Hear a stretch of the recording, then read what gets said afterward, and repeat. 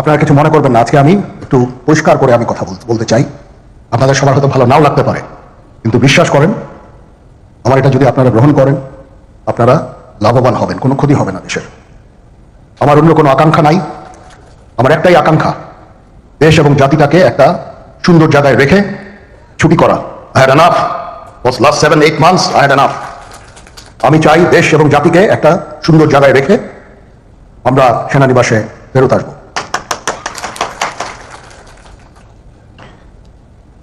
আরেকটা জরুরি বিষয় যেটা আমি ভাবলাম যে আপনাদের সাথে আমি শেয়ার করি, দেশের এই আইন শৃঙ্খলা পরিস্থিতি খারাপের পেছনে কিছু কারণ আছে।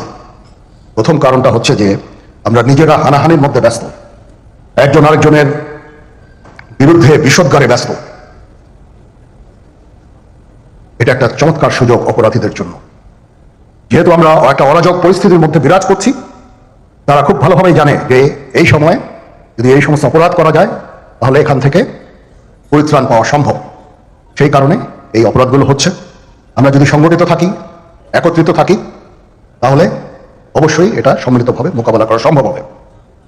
Police, RAB, BGB, DGFI, NSI এগুলো দেশের জন্য অত্যন্ত গুরুত্বপূর্ণ কাজ করেছে অতীতে, খারাপ কাজের সাথে অসংখ্য ভালো কাজ করেছে।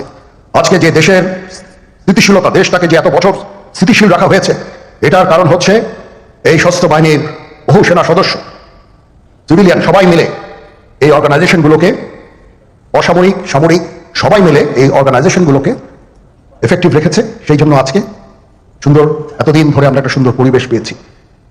এর মধ্যে যারা কাজ করেছে, যদি অপরাধ করে থাকে সেটা শাস্তি হবে, অবশ্যই শাস্তি হতে হবে, না হলে এই জিনিস আবার ঘটবে। আমরা সেটাকে বন্ধ করতে চাই চিরতরে, কিন্তু তার আগে মনে রাখতে হবে আমরা এমনভাবে কাজটা করব এই সমস্ত অর্গানাইজেশনগুলো যেন আন্ডারমাইন না হয়। আজকে পুলিশ সদস্য কাজ করছে না, এটা বিশাল বড় কারণ হচ্ছে অনেকের বিরুদ্ধে মামলা, অনেকে জেলে। RAB, BGB, DGFI, NSI panic, বিভিন্ন দোষারোপ, খুন ইত্যাদি তদন্ত চলছে। অবশ্যই তদন্ত হবে, দোষীদের বিচারের আওতায় আনতে হবে, এমনভাবে কাজটা করতে হবে যেন এই অর্গানাইজেশনগুলো আন্ডারমাইন না হয়। এই অর্গানাইজেশনগুলোকে যদি আন্ডারমাইন করে আপনারা মনে করেন যে দেশের শান্তি শৃঙ্খলা বিরাজ করবে, সবাই শান্তিতে থাকবেন, সেটা হবে না, সেটা সম্ভব না। আমি আপনাদের পরিষ্কার করে বলে দিচ্ছি, এই দেশের শান্তি শৃঙ্খলা রক্ষার দায়িত্ব খালি সেনাবাহিনীর না। 2 লক্ষ পুলিশ আছে, বিজিবি আছে, র্যাব আছে, আনসার বিডিপি আছে, আমার আছে হচ্ছে 30,000 সৈন্য। এদেরকে আমি এই যে একটা বিরাট ভয়েড, আমি 30,000 সৈন্য দিয়ে আমি কিভাবে এটা পূরণ করবো? 30,000 থাকে, আবার 30,000 চলে যায় ক্যান্টনমেন্টে, আরো 30,000 আসে। এটা দিয়ে আমরা দিন রাত আমরা চেষ্টা করে যাচ্ছি। এখানে যে সমস্ত উচ্ছৃঙ্খল কাজ হয়েছে সেটা আমাদের নিজস্ব তৈরি, এটা আমাদের নিজস্ব ম্যানুফ্যাকচার, আমরা নিজস্ব এইগুলো তৈরি করেছি। এই বিপরীতমুখী কাজ করলে এসে কখনো শান্তি শৃঙ্খলা আসবে না, এই জিনিসটা আপনাদের মনে রাখতে হবে। ভিশনের ফুলঝুরি মেগা অফারে ফ্রিজ কিনলেই পাচ্ছেন 16 পিসের আকর্ষণীয় গিফট বক্স একদম ফ্রি। আজকে একটা বেদনা বিধুর দিবস। 2009 সালের 25শে ফেব্রুয়ারি আমরা এই 57 জন চৌকস সেনা অফিসার, এবং শুধু তাই নয়, আমাদের কিছু কিছু পরিবারবর্গ সদস্যদের আমরা হারিয়েছি। এখানে আসার সময় এই ছবিগুলো আমি দেখছিলাম। এই ছবিগুলো আপনারা অনেকে ছবিতে দেখেছেন, কিন্তু এগুলো আমার সব চাক্ষুষ দেখা। আমি একটা চাক্ষুষ সাক্ষী এই সমস্ত বর্বরতার।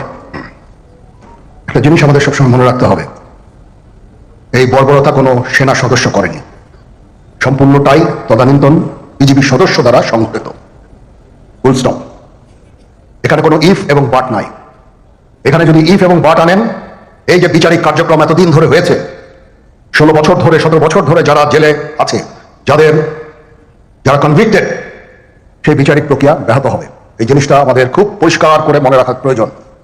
এই বিচারিক প্রক্রিয়াকে নষ্ট করবেন না।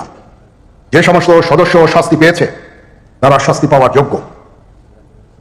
এখানে কোনো রাজনৈতিক নেতৃবৃন্দ এর মধ্যে উপস্থিত ছিল কিনা, ইনভলভ ছিল কিনা, বাইরের কোনো শক্তি এর মধ্যে ইনভলভ ছিল কিনা, সেটার জন্য কমিশন করা হয়েছে। কমিশনের চেয়ারম্যান এখানে আছেন, উনি এটা বের করবেন এবং আপনাদের জানাবেন। বটম লাইন হচ্ছে যে এই সমস্ত আমাদের এই চৌকস সেনা সদস্য যারা প্রাণ হারিয়েছেন, তারা প্রাণ হারিয়েছেন তদানীন্তন বিডিআর সদস্যদের গুলিতে। আমরা নিজেরা এই সমস্ত জিনিস নিয়ে অনেক ভিন্ন মত পোষণ করছি, কেউ কেউ এই জিনিসটাকে ভিন্ন খাতে প্রবাহিত করার চেষ্টা করছি। সেটা আমাদের জন্য মঙ্গলজনক হবে না। আজকে যদি আমার যে উপদেশ আমি কিছু দিয়ে যাব সেটা যদি আপনারা গ্রহণ করেন, আপনারা লাভবান হবেন। আমি এটা আপনাদের নিশ্চিত করছি। আমরা নিজেরা ভেদাভেদ সৃষ্টি না করি, আমরা নিজেরা ইউনাইটেড থাকি। আমাদের মধ্যে যদি কোনো সমস্যা থেকে থাকে, কোনো ব্যত্যয় থেকে থাকে, কোনো গ্রিভান্সেস থেকে থাকে, সেটা আমরা আলোচনার মাধ্যমে সমাধান করব। এটার জন্য ডানে বায়ে দৌড়িয়ে কোনো লাভ হবে না, নিজের ক্ষতি ছাড়া কোনো লাভ হবে না। আমি আপনাদের এই জিনিসটা নিশ্চিত করে দিচ্ছি। কিছু কিছু সদস্যদের দাবি যে তারা 2009 সাল থেকে আজ পর্যন্ত বিভিন্ন শাস্তি পেয়েছেন। কেউ কেউ দায়ী করছেন যে তারা অযাচিতভাবে শাস্তি পেয়েছেন। এটার জন্য আমি একটা বোর্ড করে দিয়েছি, একজন লেফটেন্যান্ট জেনারেল সেই বোর্ডের সদস্য। প্রথম ফেজে 51 জন সদস্যর ব্যাপারে আমার কাছে রিকমেন্ডেশন নিয়ে এসেছে। তার রিকমেন্ডেশনের অধিকাংশই আমি গ্রহণ করেছি এবং আরো বেশি আমি দিয়েছি। নেভি এয়ারফোর্সও তাদের এই কার্যক্রম চালিয়ে যাচ্ছে। আমার স্ট্যান্ড পয়েন্ট হচ্ছে, যদি কেউ অপরাধ করে থাকে সেটার জন্য কোনো ছাড় হবে না, বিন্দু মাত্র ছাড় নাই। আমি আপনাদের পরিষ্কার করে দিচ্ছি, it is a discipline force. Discipline ফোর্সকে ডিসিপ্লিন থাকতে দেন। আজকে এই যে দেশের ক্রান্তি লগ্নে সমস্ত বাহিনী, সমস্ত অর্গানাইজেশন বিপর্যস্ত হয়ে পড়েছে। খালি সেনাবাহিনী টিকে আছে, বিমান বাহিনী টিকে আছে, নৌবাহিনী টিকে আছে। কেন? Because of discipline. তারপরেও আমি আমার অফিসারকে আদেশ দিয়েছি, যদি সামান্যতম কোনো সন্দেহের অবকাশ থাকে, কোনো কার বিরুদ্ধে যেই অ্যাকশন না হয়েছে, অপরাধী কিনা যদি সামান্য কোনো সন্দেহের অবকাশ থাকে, সেটা তাদের ফেভারে যাবে। এটা হচ্ছে আমার ঢালাও নির্দেশ। সেই হিসাবে বিভিন্ন প্রস্তাব আমার কাছে এসেছে। কোনো কোনো প্রস্তাবে আমি আরো আমার নিজে থেকে যোগ করে আরো বেশি আমি দিয়েছি। এভাবে পর্যায়ক্রমে অফিসাররা অ্যাপিয়ার করবে, আসবে এবং তাদের এই জিনিসগুলো আমরা দেখব। দেখে যদি মনে হয় যে তাদেরকে করার অবকাশ আছে কিছু, অবশ্যই আমরা করব। এটা ন্যায় নীতিতে আমরা প্রতিষ্ঠিত থাকবো ইনশাআল্লাহ। আপনারা কিছু মনে করবেন না, আজকে আমি একটু পরিষ্কার করে আমি কথা বলতে চাই। আপনাদের সবার হয়তো ভালো নাও লাগতে পারে, কিন্তু বিশ্বাস করেন, আমার এটা যদি আপনারা গ্রহণ করেন, আপনারা লাভবান হবেন, কোনো ক্ষতি হবে না দেশের।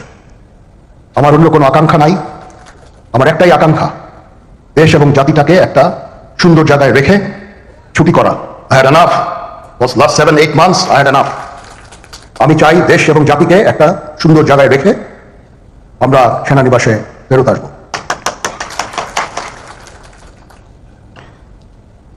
আরেকটা জরুরি বিষয় যেটা আমি ভাবলাম যে আপনাদের সাথে আমি শেয়ার করি। দেশের এই আইন শৃঙ্খলা পরিস্থিতি খারাপের পেছনে কিছু কারণ আছে। প্রথম কারণটা হচ্ছে যে আমরা নিজেরা হানাহানির মধ্যে ব্যস্ত, একজন আরেকজনের বিরুদ্ধে বিষোদ্গারে ব্যস্ত। এটা একটা চমৎকার সুযোগ অপরাধীদের জন্য। যেহেতু আমরা একটা অরাজক পরিস্থিতির মধ্যে বিরাজ করছি, তারা খুব ভালোভাবেই জানে যে এই সময় যদি এই সমস্ত অপরাধ করা যায় তাহলে এখান থেকে পরিত্রাণ পাওয়া সম্ভব। সেই কারণে এই অপরাধগুলো হচ্ছে। আমরা যদি সংগঠিত থাকি, একত্রিত থাকি, তাহলে অবশ্যই এটা সম্মিলিতভাবে মোকাবেলা করা সম্ভব হবে। Police, RAB, BGB, DGFI, NSI এগুলো দেশের জন্য অত্যন্ত গুরুত্বপূর্ণ কাজ করেছে অতীতে। খারাপ কাজের সাথে অসংখ্য ভালো কাজ করেছে।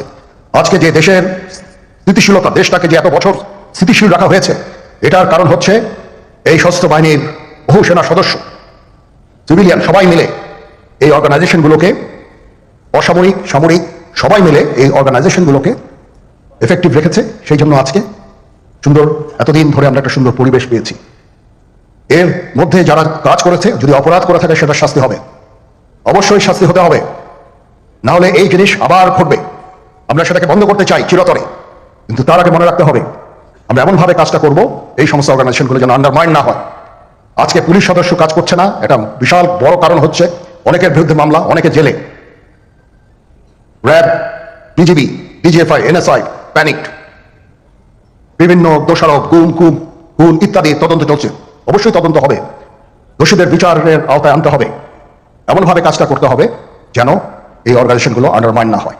এই অর্গানাইজেশনগুলোকে যদি আন্ডারমাইন করে আপনারা মনে করেন যে দেশের শান্তি শৃঙ্খলা বিরাজ করবে, সবাই শান্তিতে থাকবেন, সেটা হবে না, সেটা সম্ভব না। আমি আপনাদের পরিষ্কার করে বলে দিচ্ছি, এই দেশের শান্তি শৃঙ্খলা রক্ষার দায়িত্ব খালি সেনাবাহিনীর না। 2 লক্ষ পুলিশ আছে, বিজিবি আছে, র্যাব আছে, আনসার বিডিপি আছে, আমার আছে হচ্ছে 30,000 সৈন্য। এদেরকে আমি এই যে একটা বিরাট ভয়েড, আমি 30,000 সৈন্য দিয়ে আমি কিভাবে এটা পূরণ করব? 30,000 থাকে, আবার 30,000 চলে যায় ক্যান্টনমেন্টে, আরো 30,000 আসে। এটা দিয়ে আমরা দিন রাত আমরা চেষ্টা করে যাচ্ছি। এখানে যে সমস্ত উচ্ছৃঙ্খল কাজ হয়েছে সেটা আমাদের নিজস্ব তৈরি, এটা আমাদের নিজস্ব ম্যানুফ্যাকচার, আমরা নিজস্ব এইগুলো তৈরি করেছি। এই বিপরীতমুখী কাজ করলে কেসে কখনো শান্তি শৃঙ্খলা আসবে না, এই জিনিসটা আপনাদের মনে রাখতে হবে।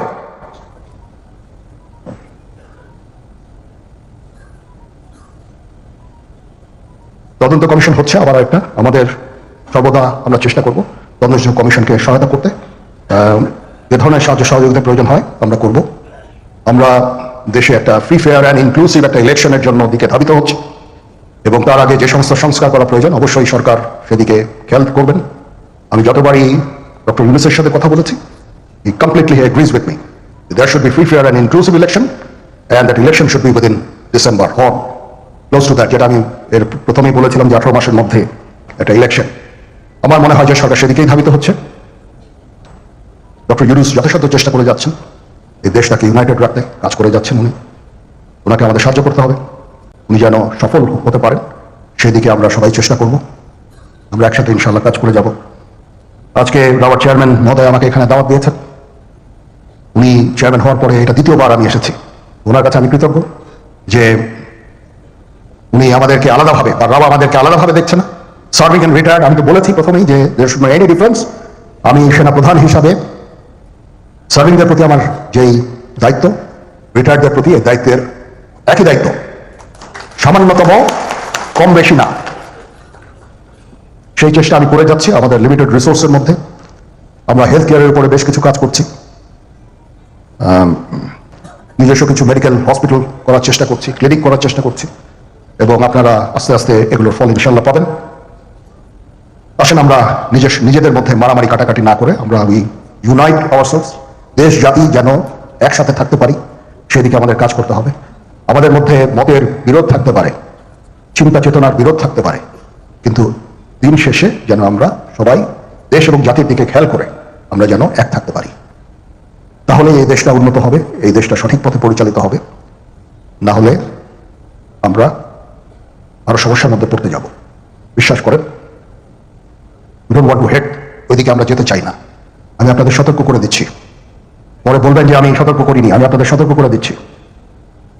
আপনারা যদি নিজেদের মধ্যে ভেদাভেদ ভুলে একসাথে কাজ না করতে পারেন, নিজেরা যদি কাদা ছোড়াছুড়ি করেন, মারামারি কাটাকাটি করেন, এই দেশ এবং জাতির স্বাধীনতা সার্বভৌমত্ব বিপন্ন হবে। আমি আজকে বলে দিলাম, নাহলে আপনারা বলবেন যে আমি আপনাদের সতর্ক করিনি। আমি সতর্ক করে দিচ্ছি আপনাদের। এই দেশ আমাদের সবার, আমরা সবাই সুখে শান্তিতে থাকতে চাই। আমরা চাই না হানাহানি, কাটাকাটি, মারামারি। সেই উদ্দেশ্যে আমি কাজ করে যাচ্ছি, আমরা কাজ করে যাচ্ছি। আমাদের সেনাবাহিনীর প্রতি আক্রমণ করেন না। একটা কমন জিনিস আমি দেখতে পাচ্ছি, সেনাবাহিনী এবং সেনা প্রধানের প্রতি বিদ্বেষ কারো কারো, কি কারণে আজ পর্যন্ত আমি এটা খুঁজে পাইনি। আমরা হচ্ছে একমাত্র ফোর্স যেটা আপনাদের জন্য কাজ করে যাচ্ছি, দাঁড়িয়ে আছি প্ল্যাটফর্মে। Of course navy and air force, navy chief আবার মন খারাপ করে ইয়া করছে, navy air force all, we all. আমাদেরকে সাহায্য করেন, আমাদেরকে আক্রমণ করেন না, আমাদেরকে অনুপ্রাণিত করেন, আমাদেরকে উপদেশ দেন। কোন একটা সমস্যা হয়ে গেলে আমি জালালউদ্দিন স্যারের স্বর্ণপন্ন হই এবং উনি আমাকে উপদেশ দেন।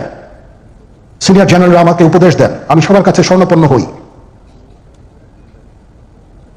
আমাদের প্রতি আক্রমণ করেন না, উপদেশ দেন। আমরা অবশ্যই ভালো উপদেশ গ্রহণ করব। আমরা একসাথে থাকতে চাই এবং দেশ এবং জাতিকে এগিয়ে নিয়ে যেতে চাই। সবাই ভালো থাকবেন। কর্নেল হকের প্রতি আন্তরিক কৃতজ্ঞতা, উনি আমাকে সুযোগ করে দিয়েছেন আজকে এখানে আপনাদের সাথে এসে কথা বলার জন্য। একটু মন খুলেই কথা বললাম। এতদিন যে কথা মনের মধ্যে ছিল